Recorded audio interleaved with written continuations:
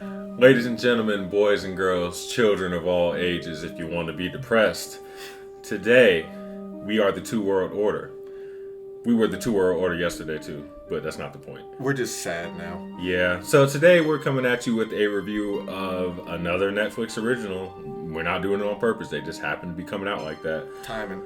For the adaptation of The Devil All the Time, which is a book. I did not realize this until like 2 days before we watched the movie. Yeah, so I actually have the book and read it before the movie came out. Now, am I better than all of you because I read the book before the movie came out? Oh, only slightly. Only slightly. No, you're worse. You're a nerd.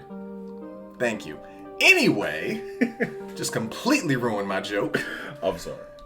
And honestly, just right off the bat, it's a good book. It's a good movie too. It's the way I described it, it's like a rural, depressing Pulp Fiction. And there's a bunch of not a bunch of characters, but there's a certain set of characters that all have their established motivations and reasons for doing things, and things that happen in flashbacks and earlier in the book or movie come back and have a way of interacting and forming how they lead up to the decisions that are made later on. It all works more or less pretty well, but every time I read a book that turns into a movie or gets made into a movie, I realize why I hate it so much. Because they take out things that I feel like they just do the wrong thing. I mean, they have to streamline it to a certain point. Even with the streamlining, it was a, 2.5 hour, almost 2.5 hour movie. Yeah. And apparently there were like multiple plot lines cut out. Not cut out, but like... There were liberties taken. Now, I admit there are plenty of parts in the book that should have been taken out. Like, there's one scene where they're talking about the guy who works at the corner store at the beginning, and it goes into his long backstory about this hooker that he lost his virginity to. This isn't in the movie. It literally serves no purpose This is my first time whatsoever. hearing about that. Yeah, it serves no purpose, and it's on for like a good 4 or 5 pages. It serves no point whatsoever just to give some more backstory about every single character you talk about, which I get, and please take it out of the movie because it doesn't matter. But the stuff that they did, I get like changing scenes in certain parts and doing stuff like that, but there's one particular scene in the movie that it's the ending part of the book that they put in the first like maybe 45 minutes. Yeah. And it just... He got so mad when it happened and was like, what? He was like, that's the end of the book. I'm still mad because they do a lot of jumping forward and flashing back, and I figured they were gonna flash back again, but it's one of those things they build up throughout the book, and it has a better payoff with the build up, and then it just sort of ends, and there's no going back to it. I realized at this point we should probably actually describe what the plot is about. We're gonna get to it. I'm just ranting about either don't read it all, or, if you're gonna read, don't watch the movie or TV series that the book turns into, because you're gonna be upset either way. Yeah, I can't think of any adaptations of actual books. I mean, Harry Potter was alright. In general, as far as like adapting and not really leaving too much shit out. Hunger Games, first book was good, then after that kind of went off the rails, and the last book was should have never been PG-13, the last movie, because the last book was like some R-rated shit. Yeah. But I mean, Harry Potter was, these are multiple things. Like, if this was broken into, like, multiple parts. Like a series. Yeah. Make them in the series. Yeah, make it in the series and have more time to develop people. That's how I felt about the Death Note movie. I mean, it was terrible for a lot of reasons, but... We don't speak about that. A main one was they should have just made it into a show and not cast a damn Naked Brothers band member. But that's a whole nother video for a whole nother day. Different rant for a different time. We can go talk about anime shit for days. Don't get us started. So, we're not even going to try and go into plots about this because there's a lot going on and you can't talk about one thing without talking about everything else. But there's the basic theme. This is why I dropped out of college, because I'm not good with themes and overarching stuff like that. But there's a really, really strong religious overtone with the entire book and all the characters. But the general thing I got from it was, actions have consequences. Every person in this book isn't great. I say book, even in the movie, like, everyone's kind of terrible and shitty. Yeah, it's one of those movies. And not in like a fun, it's always sunny type of way. Like they're all bad people, and they all kind of have their own consequences that they have to deal with for it. They're bad people without the comedic charisma of a terrible sitcom. Yes. Or like a good sitcom, I should say. Yeah, speaking of charisma, like in terms of the casting, this was a like knockoff, not even a knockoff, just like a side Marvel movie. Right. We had Spider-Man Tom Holland as like I guess he's the protagonist. He's more or less the main character Yeah. once you really get going. Like he doesn't do a lot, so just to kind of backtrack to go off in a little bit of a tangent. So he's included in this. The Winter Soldier is also included in this. It took us a minute to realize who he was because he had like a fake fat gut and like a buzz cut because he played like a sheriff. Quarantine weight. Oh. Look, they were in West Virginia. It's always a quarantine there. Yeah, and also we had the new Batman, Robert Pattinson, who was the best actor in this whole thing.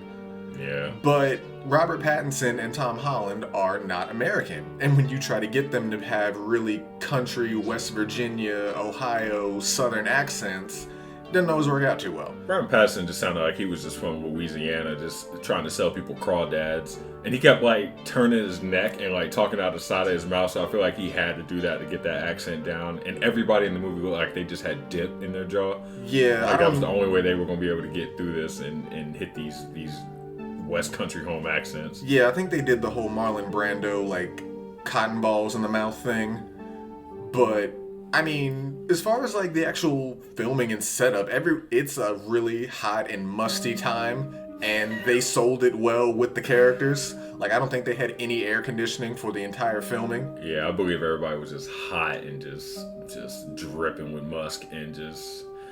Yeah, I believe I wouldn't want to go there. Yeah. But I can say that about West Virginia now. No Yeah. offense to whoever is from West Virginia. Yeah, they don't listen. Right. But I mean, it was good. Like there was no bad acting. Tom Holland was good. He didn't talk much when he did. You know, you kind of heard it a little bit, but I mean, I can't do a British accent. I can't do a West Virginia 1950s Southern drawl right now. So you're better than me. I could barely say the word drawl. There you go. So I'll give him that. But it was still funny because everybody's octaves is like up. Everybody's like got this high pitch. Anyway, yeah. So it basically the plot of the movie is a lot of shit happens to a lot of people. I know that sounds terrible, but to go into detail is kind of like to. There's no. Honestly, I couldn't even tell. I don't think this has a plot per se. What it is there's certain. So the way that works in the book is there's different parts, and each part focuses on different people, and the actions of those people kind of affect the other people around them. So it's kind of like a Pulp Fiction thing where something happens with these people that affects these other people later on, and then it all just kind of ties itself together in the end in ways that they don't really know but you see. I will say that there is a narrator in the book and there's a narrator in the movie, which I usually don't like it having a narrator because it kind of feels like, you know, you're being talked down to. Yeah. But it worked better in this, especially because I didn't even realize till the end it was the actual, like, the author of the book was the narrator. But it works better to explain people's actions a little bit more and kind of the subtlety about it. But it was just, like I said, actions have consequences, and that's basically how it sets up. Like, I'm trying to think back of what the plot was, but it's just, Things I guess, happen. people have their thoughts on religion and how it affects them and what their thoughts on it are and how they go about it in very, very different ways. It's Some really more extreme than others. It's really a movie you have to pay attention to, which is like the complete antithesis to how we watch movies, because we're always here for the jokes, and it's like, damn, we actually have to listen, and shit is going down. Yeah, there were even parts of the book I had to like reread a couple times to catch everything because it just throws you into stuff.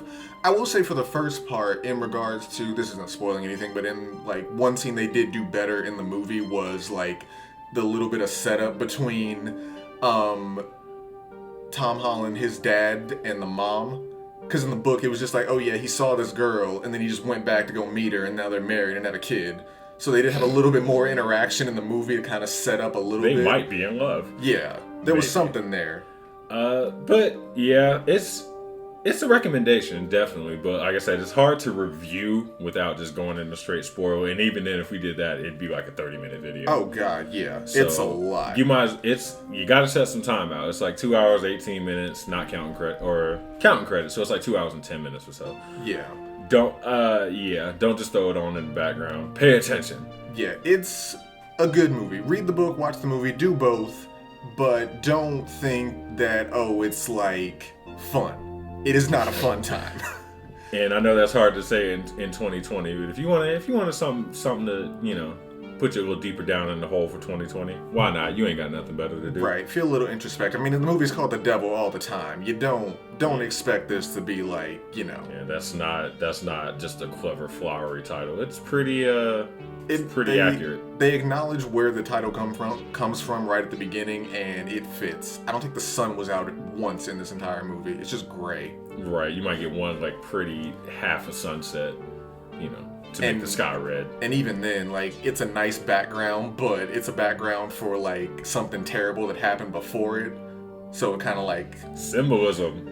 Maybe. Look at them knowing what they're doing. These professional directors and shit. Right. Again, this is why I dropped out of college, because I don't see stuff like that. Fair enough. I mean, you probably could make an album about it. I mean, I could. I just don't want to write about it. Yeah. I can ramble about it for Just like 15 minutes. That'll work. But so check it out, Devil All the Time. It is on Netflix. Number 4 in the U.S. right now, trending. Now, I don't know why I mentioned that like I care, but, it's popular. And people like popular things. Exactly. There's nothing else to do. If you want to be extra fancy, read the book. I don't get paid for any of it either way. Sponsor us. Somebody, please. Yeah, But until next time, this is the Two World Order. Like, share, subscribe, all that good stuff. Until the next one. Peace.